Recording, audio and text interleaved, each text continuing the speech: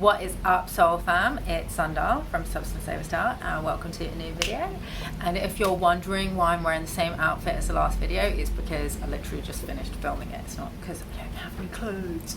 Okay, so I posted on Instagram the other day about staying home during coronavirus and making the right decision for yourself if you need to go out and blah blah blah. It was basically, the theme running through it was about sovereignty, about reclaiming your sovereignty, putting up energetic boundaries, that kind of thing. And I did put a call out at the end saying that if anybody wants to learn how to put up energetic boundaries and reclaim their sovereignty, to send me a DM. And I got a bunch of DMs from people, and after having some conversations with some of you, there were some themes that came up that will, help me to better serve you, because I know what your challenges are. Okay, so I've put together 3 main points that are essential if you want to reclaim your sovereignty and your personal power. Now, sovereignty is largely to do with activating both your feminine and your masculine, because when you've got your divine feminine principle of care in place, knowing what you care about, what really drives you, then your divine masculine can lead forward with right action. If you don't know what you care about, you don't know which direction to move in, right? Makes sense? Okay. So the first thing that you need to be doing, well, it's not in order of importance, but definitely one of the things that you need to be doing is speaking your truth. If you're not speaking your truth, then you're not being authentic to who you really are.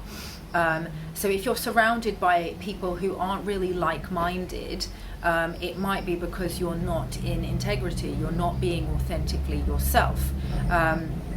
You need to advocate for your rights and your interests. If you're not, nobody else is going to advocate for your rights. You have to be the person that does it. So one of the conversations that I was having with somebody was he was saying that he loves to travel, but he's feeling very restricted by the people around him who are being ruled by fear propaganda, and all the borders are closed, and he can't travel freely around the world. He's lives a nomadic lifestyle, and how can he be more free? And I was just like, well, listen, the national borders are not going to open up until a critical mass of people actually believe and know the stats around the virus are not something to be so scared of that they shut down international travel.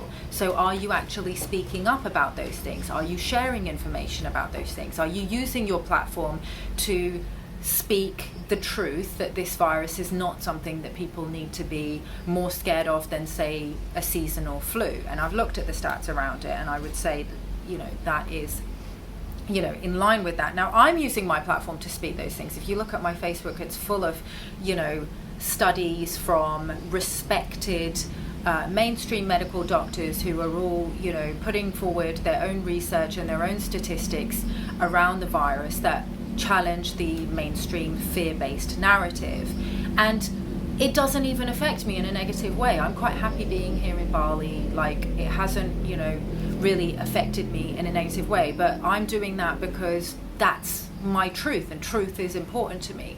If it's affecting you in a negative way and you're not speaking up about it, then you're never going to be sovereign. And if everybody around you is just parroting this belief that's not based on fact, and it's affecting you negatively, you have to be the person that is agitating for your rights, for the things for the belief systems that are negatively affecting your life. You can't expect other people to do that for you, that somebody else is going to do it. Or what the typical thing that I hear in a lot of spaces, that it's people who have privilege that should be that it's not the fault of marginalized people to speak up for their own rights, that those with privilege should be doing it. Now, while I agree with that certain people who it's dangerous to speak up for their own rights, yes, it should be, you know, other people it should speak up for them. That is definitely the right thing to do. But if you continue to propagate that, then you are giving away your sovereignty. Like, you have to be able to speak the truth no matter how dangerous it is, because if your life is being negatively affected, then you don't have another option, really. Now, obviously, you know, this situation that I'm talking about where he just wants to travel, because it's not like a life or death situation, but we are in a situation where our freedoms are being eroded, so we need to be able to speak the truth while we still have the freedom to be able to do that. So, you know, I did actually ask him, I said, I hope that you are speaking the truth and you're advocating for, you know, an alternative narrative, like, and he didn't reply, so I assume that he's not. So that, you know, a lot of people aren't sovereign because they don't want to do the work necessary, because they're too scared, basically. They're too scared of other people's opinions, and that's why they do not live a life of freedom. And I'm sorry if I'm being fierce around this, but it kind of pisses me off when, you know, people just go, oh, you know, my life's this and my life's not working the way I want it to be. And it's just like, well, because you're sitting there waiting for somebody else to do the work for you. You have to do the work yourself. You have to alchemize your shadows, and you have to start having a bit of courage and speaking up about things that are not considered popular, that go against the grain. And yes, sometimes, like, a lot of people ask me, like, were you scared to start speaking up about, you know, animal rights? Were you scared to start, you know, taking an anti-consumeristic narrative? Like, if you go and look back on my YouTube videos, I started talking about, you know, fast fashion. I started talking about, you know, how we shouldn't be eating animals. And yes, I did ruffle a lot of feathers, and yes, I was afraid of how it would negatively impact my career. But I was so committed to speaking my truth that I continued anyway. And you know what? It didn't negatively affect my career. If anything, my career continued to go on, you know, and I achieved a lot more success, you know, whether it's because of me being more integral and being more authentic, or whether it just would have happened anyway. But because of that, I was able to find people who were more in alignment with my new vibration and the new person that I was embodying. And that's what you have to do. When you start peeling back the layers of who you really are, you have to start showing up as that person. By continuing to speak your truth, you will naturally let go of the people that are no longer in alignment with who you now are, and you will come into alignment with people that suit your new vibration, and you will find people who are your new tribe. So now I have a lot more opportunities, you know, with brands that are much more in alignment with my values. So like sustainable brands, vegan brands, things like that, you know, wellness brands are asking me to like promote their products. So you have to start, you know, being more authentically who you are, and stop being so afraid of other people's opinions if you want to claim your sovereignty.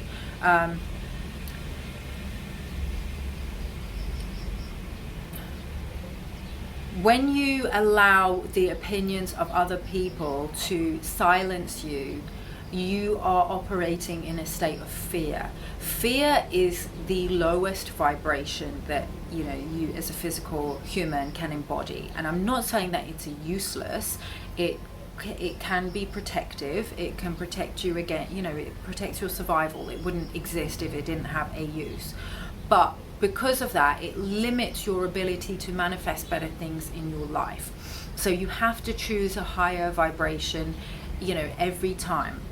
That's what alchemy is. Alchemy is basically alchemizing any particular emotion into its higher vibrational alternative. So if you find that you're operating in a state of fear and contraction, you need to work on your solar plexus and your throat chakra. I gave tips in my video on the toxic feminine, because fear, that contractive energy, that's a feminine energy. It's kind of going within, and that's fine. I'm not saying there's anything wrong with that. Go into the fear and find out what the belief systems are that you're holding on to, why you're feeling the fear. What is it that you're actually, what do you think is the outcome of you speaking your truth, or you embodying more of who you're now turning into? Find those belief systems and ask yourself. You can do one of the really, really powerful techniques for challenging belief systems is Byron Katie's The Work, where she basically takes a belief system and you flip it on its head. You ask yourself, is it true? And so let's say the belief system is, I will be physically harmed. And it's a common belief that if you start speaking up about, let's say I started speaking up about the war in Iraq, and I was really scared at that time because this was when it was very controversial to challenge, the war on terror narrative. And a lot of people did tell me that I was a terrorist sympathizer and all of that kind of stuff when I started saying that this war is illegal, that, this is, against human rights, it's against, international laws of war, like the Rome Statute and the Nuremberg Principles and all of that, we're illegally invading these sovereign countries. So I looked at some of these belief systems that I had and I asked myself, okay, is it true that I will be harmed? Okay, it could be true. Is it true that maybe I will harm others? So you go through this whole process where she gets you to take the belief system and flip it around in all these different ways to find the truth of what the belief actually is. So you look at it from all different perspectives and then you reintegrate it, and you basically see all the different timelines and the different possibilities of what can happen if you either do speak your truth or if you don't speak your truth. So, the natural outcome of you not speaking your truth, like let's say, for example, with this person who wanted to travel, is that, borders could get completely shut down for ages and none of us might be able to travel for a really, really long time. So if he wants to be free and he wants to be sovereign and he wants to be able to travel the world, he has to start saying calmly to people around him, is this virus really something that, we should be so scared of that we shut down international travel? What could happen if, we continue to shut down international travel? The economy will collapse, more people will suffer as a result. To meet people where they're at. This is what I had to do with a lot of the things that I was advocating for. Meeting people where they're at. If people are really interested in saving lives, then are they actually going to be saving more lives by shutting down the international economy, or are they really just buying into fear propaganda? Because when you buy into fear and when you're at this very low vibrational state, you're less able to think clearly and rationally. So you're much easier led, you're much easier ruled over. That's why, the mainstream media and control systems love to use fear-based tactics. And also the controlled opposition narrative, which is the conspiracy theory narrative, I am starting to think is also, a controlled opposition narrative, because it uses also a lot of fear-based tactics to distract you. So you can't think rationally and look at the truth, which always lies somewhere in the middle. Okay. Now, another key point for reclaiming your sovereignty is understand the difference between independence and interdependence.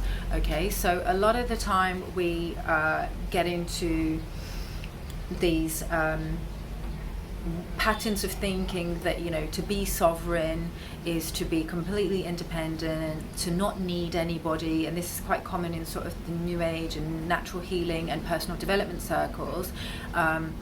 Especially in like sort of relationship coaching, that you'll swing the pendulum from, being fiercely like codependent and anxiously attached and needing a relationship and needing other people, to going, okay, in order to reclaim my sovereignty, I must swing the pendulum the other way and I must be completely independent and I don't need anybody, I rely completely on myself.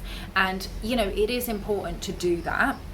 To have boundaries and to have a certain amount of independence, but ultimately as human beings we would not be, the society and the civilization that we are without interdependence. The biggest achievements have been made through interdependence, and not just as humans. I mean, look at ants, the way that ants are able to achieve so much, that they're able to build and they're able to move, animals which are much, much larger than themselves through cooperation. And if you look at some of the most successful people throughout history, they didn't achieve what they've achieved without the help of other people. You need the universe conspiring with you in order to manifest things. So Yes, you need to be able to put up energetic boundaries between people who are draining your energy, to people who are not respecting your boundaries, to people who are toxic, to people who are, you know, maybe abusive. But you also need to understand that you cannot necessarily achieve things on your own, and to learn where to put up those boundaries and where to form contracts, healthy contracts with people where there is a fair and equal energetic exchange. Okay, so I hope that makes sense. If you have any questions, feel free to leave them in the comment box below. If you would like me to answer your question specifically or deal with your personal situation, then I can do a video on it. You feel free to DM me on Instagram, and I can make a video specifically related to your situation. I can do that anonymously as well. Or if you want a one-on-one session, I'm also available for those. So you can just inquire by sending me a DM on Instagram. All right, one love, soul fam. I will love you and leave you, and I'll see you in the next video. Peace out. You're introduced to LSD, and unless you've taken some other drug, like for instance, like marijuana or something, well, you know, it's an altogether new thing, and you actually